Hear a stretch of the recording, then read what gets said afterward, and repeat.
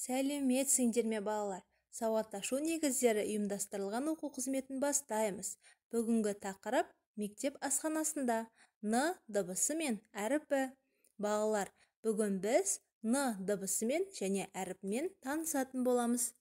Алдымен бәріміз бірге шаттық шеңберін айтып алайық. Қуан шаттан алақай, қуанатын күн келді. Күліп шықты күн бүгін, қайырлы таң, қайырлы күн. Балалар, бүгінгі оқу қызметімізді бастайық. Жұмыс дәптерлерімізді ашамыз. Бірінші тапсырмаға қарайықшы балалар. Бұл суретте не болып жатыр деп ойлайсың? Дұрыс айтасың, бұл мектеп асханасы. Мектеп асханасында балалар не істейді? Мектеп асханасында қандай сөздер айтылады? Сен осы сұрақтарға маған жауап берші, жақсы ма? Асханаға кіреберістен бастап, Н дыбысы бар зат атауларын ата. Сол сөздерді буынға бөл. Мысалы, айна, нан, орындық деген секілді сөздерде Н дыбысы естіледі. Сол сөздерді буынға бөл. Екінші тапсырмаға қараймыз. Қайталап айт. Н дыбысы бар сөзді тап. Нан қиқымын шашпаңдар. Жерде жатса баспаңдар. Теріп алып қастерлеп, торғайларға тастаңдар. Балалар, мына суретте не болып жатыр? Балалар не істеп жатыр? Маған айтып берші. Осы Н балалар үнді дауыссыз дыбыс.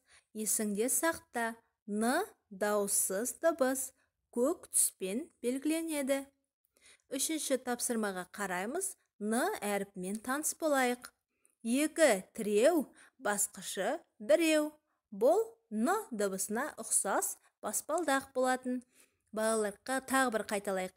Екі тіреу, басқышы біреу. Н дыбысы өте оңай таңбаланады. Есімізде сақта балайық, балалар. Кәне балалар, орнымыздан тұрып, сергіту сәтін бір рет айтып алайықшы. Аяқпенен топ-топ-топ, алақанмен хоп-хоп-хоп, саусақтарың әйбат, былай-былай ойнат, бір қадам алға басамын.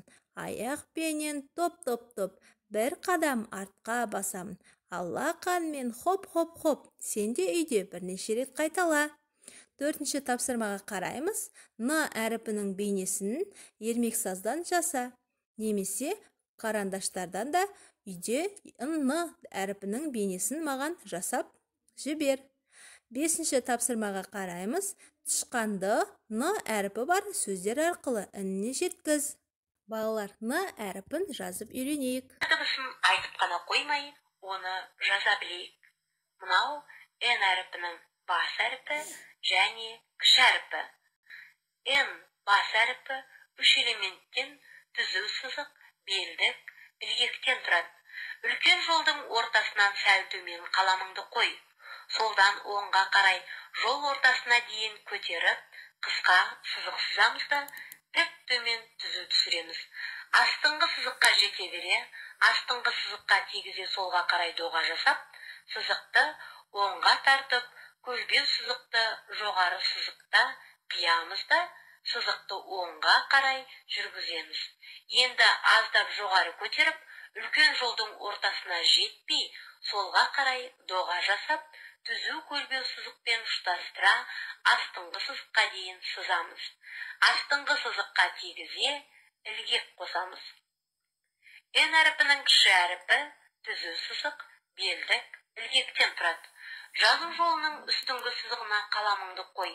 Астыңғы сызыққа дейін түзу көлбеу сызықсыз. Сол сызықтан ортасынан оңға қарай белдік жаса. Сол нүктенің тұсынан жоғары сызық бойынан төмен түзу көлбеу сызық түсір. Астыңғы сызыққа жете бере, астыңғы сызыққа тигізе, оңға қарай ілгек жаса. Енді дәптеріңді ашып, менімен бірге Н әріпін жазу. Видеоны қарап шықтық па балалар? Ендеше жұмыс дәптерімізден Н әріпінің таңбалануын жазамыз, және де жай дәптерге де қолымызды жаттықтыру үшін бірнеше рет н әріпін қайталап жазып үйренейік. Балалар, сендерге тағы бір тапсырма. Мына жерде шашырап жатқан әріптердің арасынан н әріпін тауып, қоршап сыз. Және де келесі суретте де дәл солай жаса. Бүгінгі оқу қызметі аяқталды. Міндетті түрде кері байланыс жасаймыз. Келесі кездескенше сау болыңдар балалар.